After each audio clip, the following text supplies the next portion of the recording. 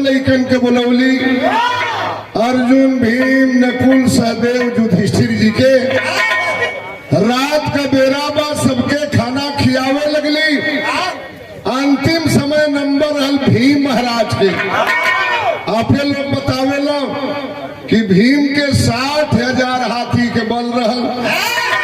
भीम के खाना खियावे लगली, कहली कि बेटा ए बेरा भर पेट भोजन कैलम। सबरे भगवान भोलेनाथ के त्योहार एकादशी के व्रत, और सवेरे तोके खाना न मिली। सवेरे भगवान के पूजा करे के बाद पानी तक नहीं पीना है, और पूजा करने के बाद दिन भर मौन रहना है। भीम के खाना खियावत बड़ी कुंती माई और समझावत बड़ी। तरस कौन बा मास्टर?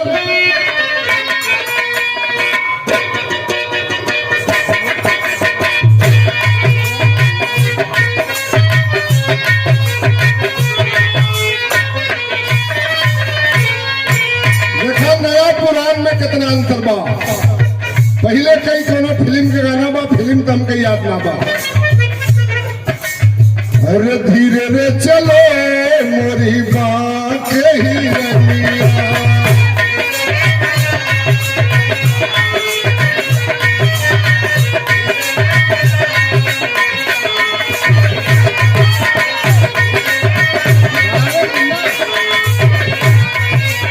अरे कमर न लचके, कमर न लचके हार सजनिया, धीरे रे चलो मोरी बाँ के ही रनिया।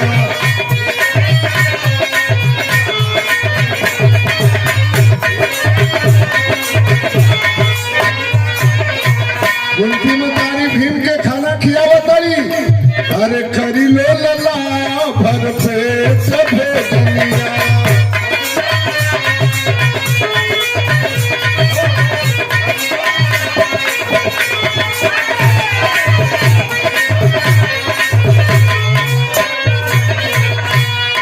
अरे काल्ह के दिन पर अधिका न बनिया, करी लो लला भर पेट भोजनिया।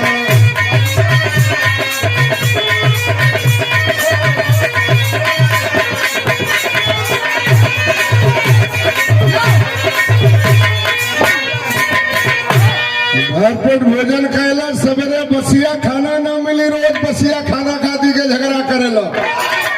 अच्छा, बसिया खाना में जवन आनंद रहल, अब तो बसिया खाना कहाँ बचता।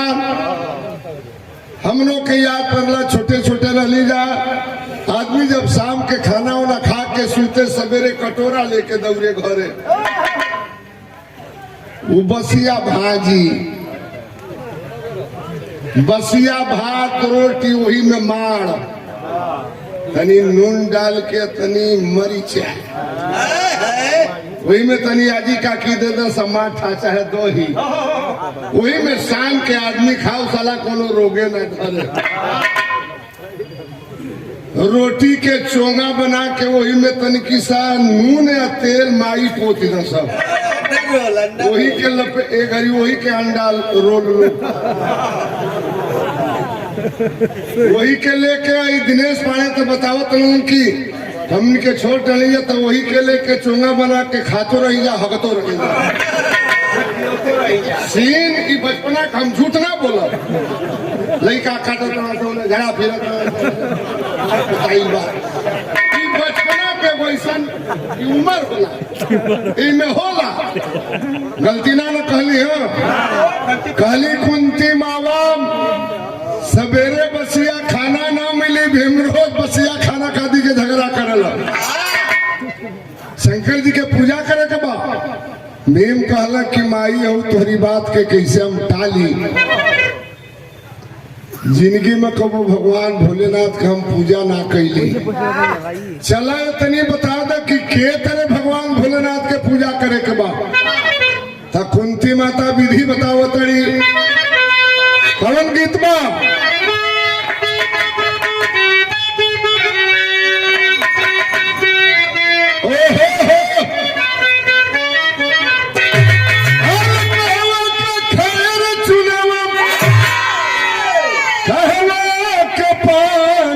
कहवकती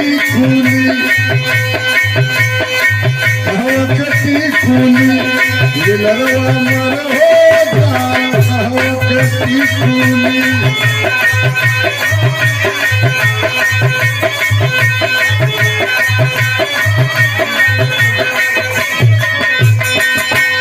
पहले के जमाने के गीत रहल। एगरी गौया कहता कि मार्केट में हई गीत आइल बा, हो गीत आइल बा, हो गीत आइल बा, झाटी आइल बा। पहले के जवन गीत रहल करे बेरा कोनो जवाबे नहीं के।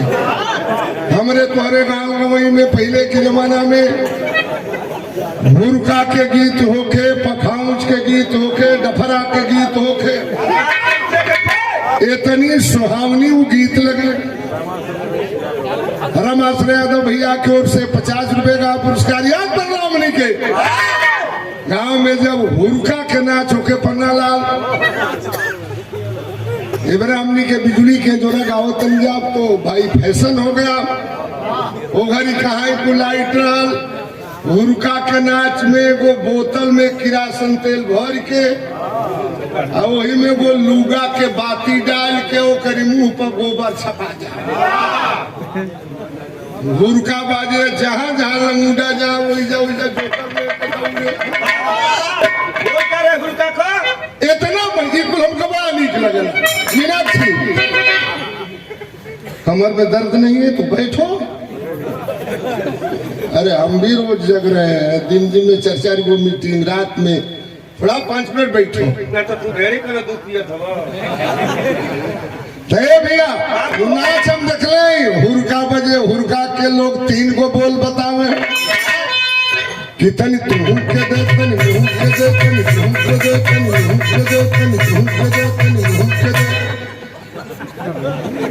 बड़ी निके निके भाई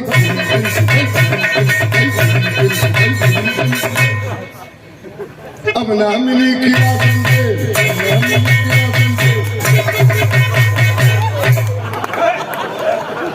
पहले के पुरनिया गौला सचो ससुर कहीं घरी किरासन तेल नहीं के मिले गई किरासन तेल गई। पहले के पुरनिया जौन कहना हुए आज होता वे हुरका बजे वही पछरा कलंगुडा नाचे। हम गाना बता देते कैसे लंगुडा नाचे हो, कैसे गाना हो। पन्नालाल हुरका वाला ठेका बज जा। अरे गवनो अब गवनो करवला पियवा घोरे बैठवला।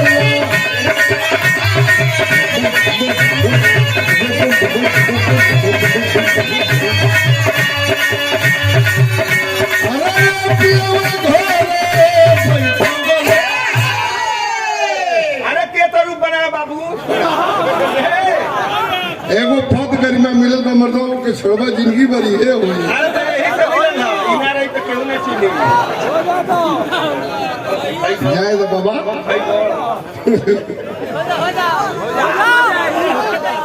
हाँ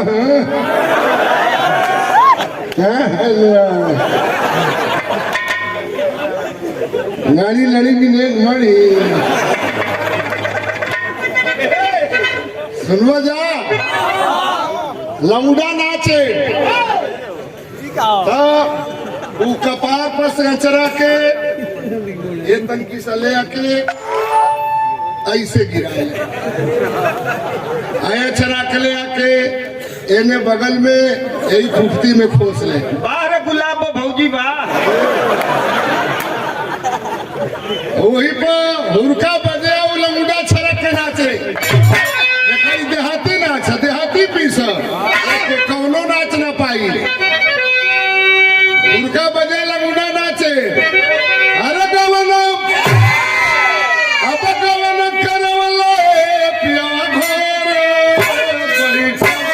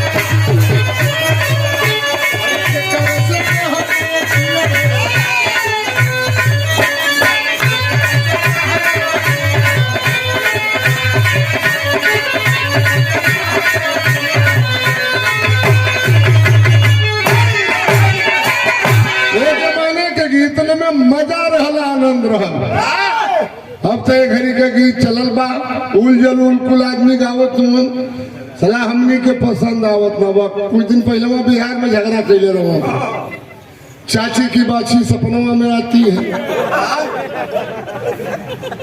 वही पर कोनो गा दिलस, खेसरिया की बेटी सपनवा में आती है, पवनवा की बेटी सपनवा में आती है। एकदम छीछा लेदर हो गया।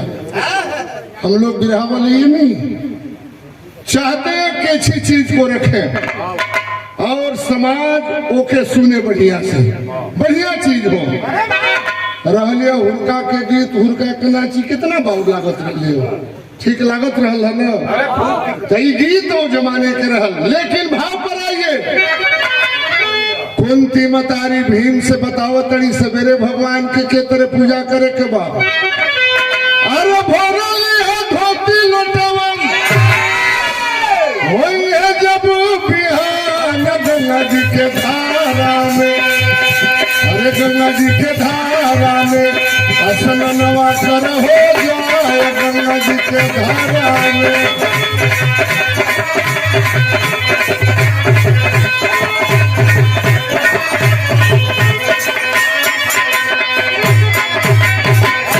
सवेरे सूत के उठिया, धोती ले लिया, लोटा ले लिया, चल जिया जाके गंगा जी में स्नान करिया। वही गंगा जी के किनारे शंकर जी का विशाल मंदिर बा, एक लोटा जल ले जाके शिव पर गिरई है, भंगिया धतूर उखी बैर चढ़ैया, रही हम मौन व्रत होली हमती जबान गंगा जी के धारा में, गंगा जी के धारा में जियनवा घर हो जाए गंगा जी के धारा में।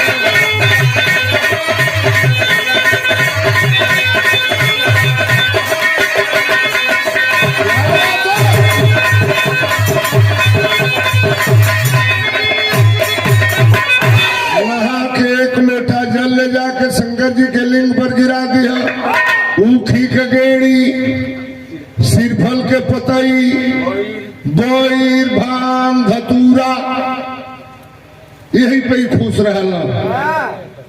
3 बजे भोर में भीम के नींद टूट गई, धोती लोटा सोटा ले अलन, गईले जाके गंगा जी में स्नान कैल। जब लोटकी में जल लेके जब चललन चढ़ावे बदे, जगन्नाथ की लोटिया, हेलो जल चढ़ावे बदे चलना सोचलन, उनके दिमाग के फितरत कि देवों में देव महादेव, एक लोटा जल से वो कितना नहाई हो। रुका इनके ऐसा नहवाई कि पूरा इनके शरीर पानी में डूब जाओ। जाके वही बेड़े गंगा जी में सूत गईलन, एक किनारे पर मूड़ी, एक किनारे पर गोड़, गंगा जी की पनिये के रोक दिहलन। गंगा जी के पानी पिछौर होके शंकर जी की मंदिर में ढूक गई। अब कहला कि माई कहले बे उखी के गेड़ी काटी के, देखिए गेड़ा गेड़ी काटी, 10-20 बोझा उखिए काट के, 2-4 गो सिरफल के पेड़वे उखाड़ के, बैर के झांग पात ले जाके वही शंकर जी की मंदिर के तोप दिया।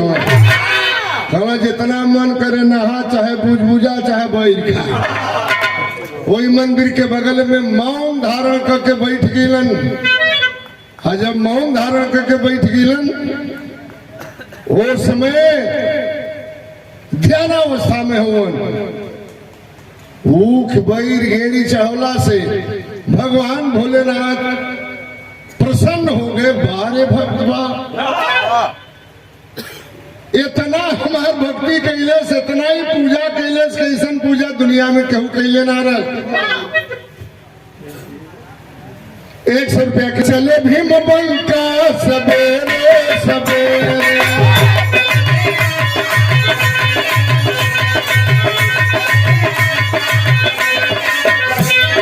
अरे फिर शिव शंकर का पूजा करे, चले भीम बंका सवेरे सवेरे।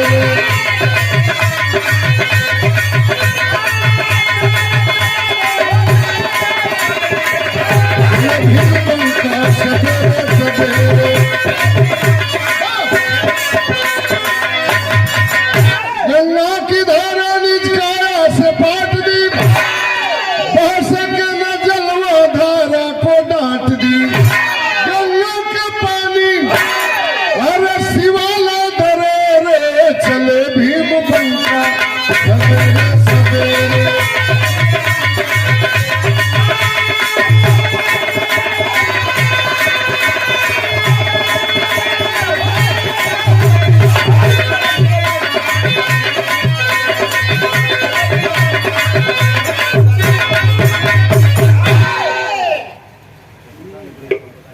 नमस्कार प्रणाम बा ए भैया वही जब बगल में मौन धारण करके बैठ गिलन भगवान भोलेनाथ प्रसन्न हो गए मृगशाला लपेटलन एगो हाथ में डमरू एगो हाथ में त्रिशूल बजावत चल देलन आदि भक्त जवने वरदान मांगे हुए वरदान दे वरदान देवे बदे चल देलन गौरा महारानी आके रास्ता में खड़ा हो गई कहा के तैयारी बा कलन हुए भक्त हमार भक्ति करत बाम आज जवने वरदान मांगे हुए वरदान दे कहली कि एकदम पागले होला तू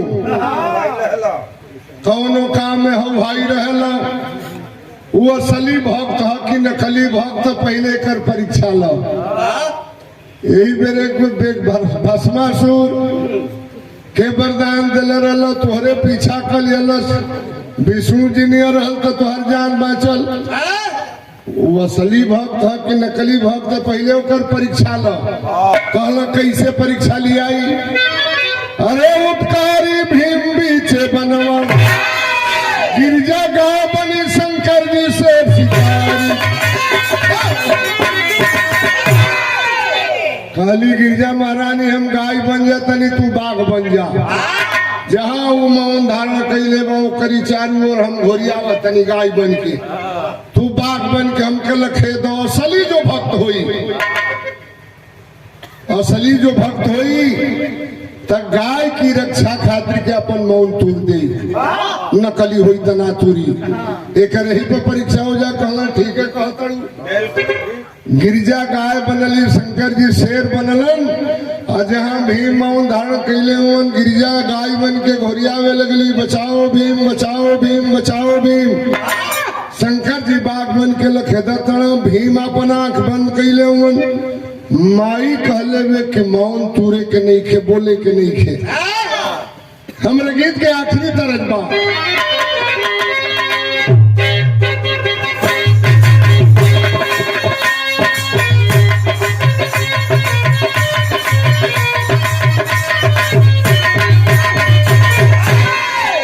बिहार के सुपर हिट गायिका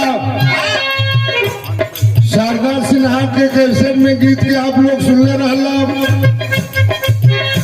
अरे नजरा गईली गोइया नजरा गईली गोइया नजरा गईली गोइया पटना से बहता बुलाई दा नजरा गईली गोइया नजरा गईली गोइया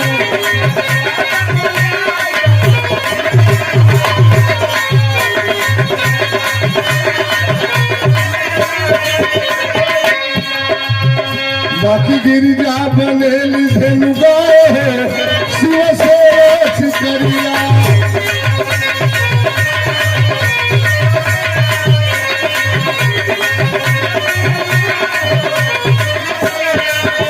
अरे गैया बिकल जात भीम का भुवरिया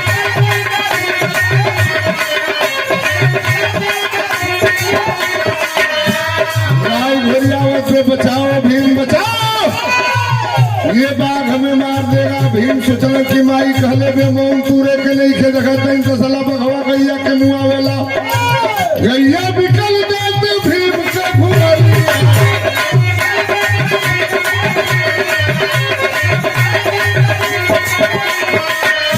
अरे देखी दशा भइल मन में फिकर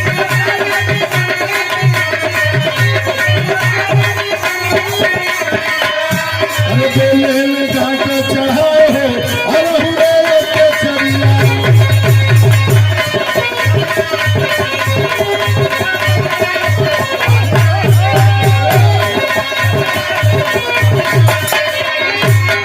मेल वाला की देखत नहीं तो बाघ है गाय के मुआ वाला कल गाड़ी मारी हम मौन धारण कैला के एक में उठला दहिना हाथ में गदा उठौलम अब बाघ के पटक के वही छाती पर चढ़ले तो बाणन कहला ने बोला मारी गदा से के छेल को किधर तबे से गाय भाई भाई बोलत दिखाए बाघ के बरियाई गदा उठौला मारे खातिर के तौले भगवान भोलेनाथ प्रकट हो गए मांग लो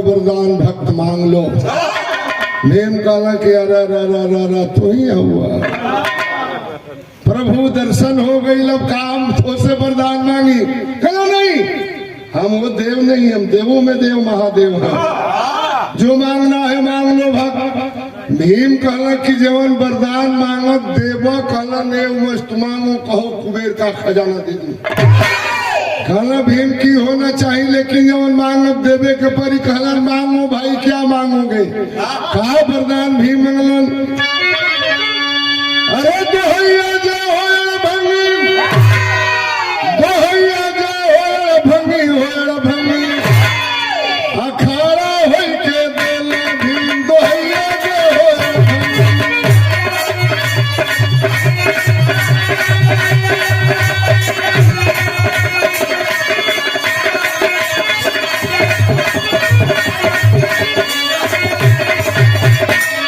कहला वरदान मांगने चले तनी, कहला मांग ले।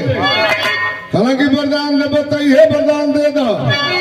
वरदान दीजिए यही भगवान, खाना हम खाई सपनी होवा मैदान जय होया भंगी, जन्म जन्म के मिट जाए दुख दैया जय होया भंगी।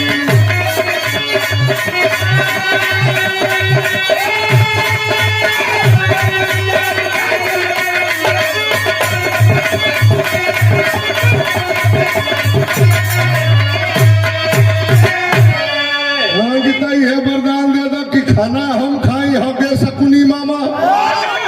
कहला है यो भाई, तब तो ये मस्त कह दिले रहना।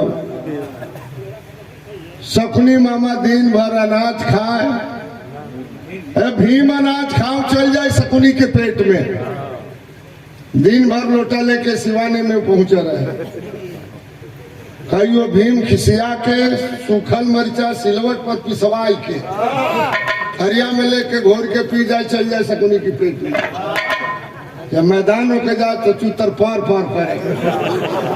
कहियो कहियो भीम खिसिया के मघुआ मरिचा एक आध बोरा लेके खाड़े मुंह पड़े घोट जा, खाली चल जाए सकुनी के पेट में। खाली डटी है, भूल भूल फेंक के। कहला भीम अब ऐसे ना फरियाई, अब आइटम बदल के खाई। एक दिन भीम खा गई लोहा, सकुनी के बिगड़े लागल मोहा जे होड़ भंगी। और सकुनी कहे कि अयो दादा मैया जे होड़ भंगी।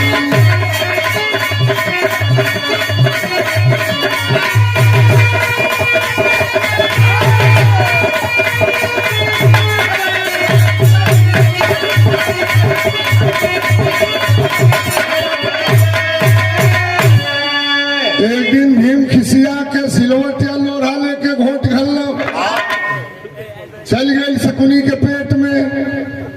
तो अनाज रही तो पचित मैदान होके सकुनी पहुंचल बा, लोढ़ा वही में अड़स गई बा। लोढ़ा वही में मीनाक्षी बेड़ हो गई रहा। वो कितनों पूछा था, कितनों का खाता। तनकी सा लोढ़ा नीचे आवे, जब दर्द हो गए तो सुटकावे तो फिर भीतर निहुरा पोछिटा उठवले। पहुंचल देवी देवता लोगन के पास में। लोग जब निहुरा के देखल तो वही में लोढ़ा असल बा। हालांकि में जरूर कोनो न कोनो भगवान भोलेनाथ के कारनामा बा। लोग लेके गेलन भगवान के पास में, कबो कबो ऐसा वरदान दे दिलन और मर जाए चाहत भाई सकुनी।